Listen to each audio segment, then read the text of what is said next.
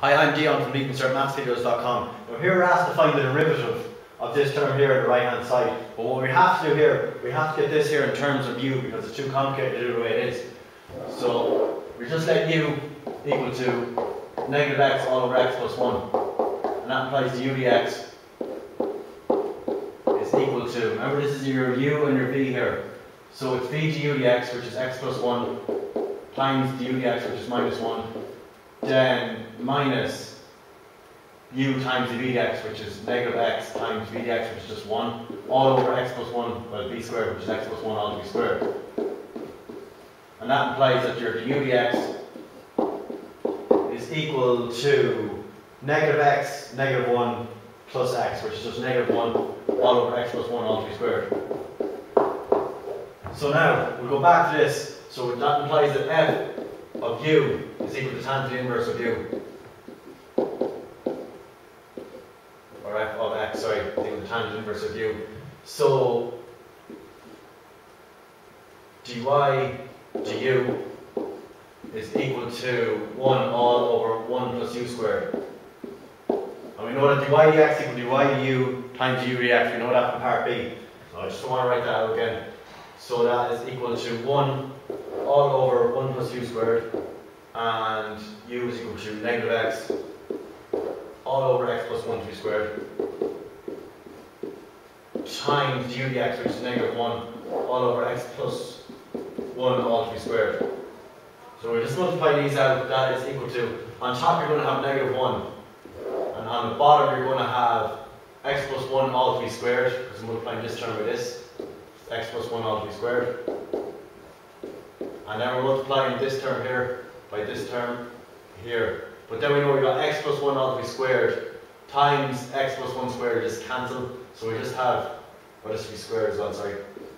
So we just have a negative x squared here, which is just plus x squared, which is equal to negative 1 all over 2x squared plus 2x plus 1. Now, the next part of the question here, we're shown diagram A, which is g of x and f of x. And we're shown diagram B, which is g of x and f of x.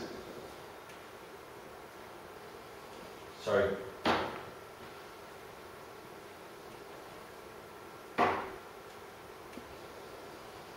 Roughly the way it is, and we have diagram C, which is our g of x and our f of x.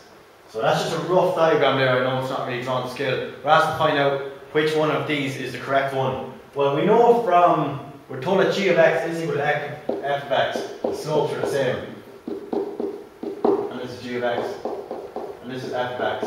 Now we know the slopes are the same. So no matter where we are in this tangent here, say at A, the slope is going to be the exact same here as well, and here it's going to be the exact same, and here it's going to be the exact same. But if you look at part B, the slope at this point here is going to be different to the slope at this point here. Now the slopes are the exact same, so it's obviously not B. So that rules that out straight away. So then we know, we go on part C. Now the slopes and all these lines are the exact same there. But what we do notice is about A and C, the only difference is all the slopes in part A are negative.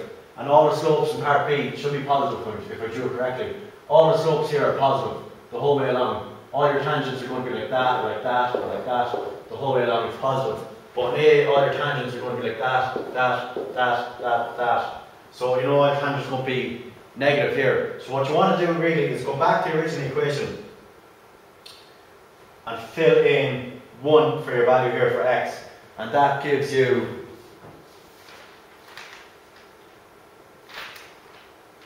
a negative value. If you fill in 1 here for x, your slope is equal to negative a fifth. So your slope is equal to negative 1 over 5. So your slope is going to be negative. So when your x is 1 here, your slope is going to be negative. So that's correct there for A. But when your slope is 1 here, I know it's a bit messy now, but your slope is going to be positive. If I drew it correctly, it would be positive. So then we know it's not C. And we know it's not B further on, so we know it has to be A. So if you found this video useful, please add me on Facebook or Twitter or subscribe to my YouTube channel.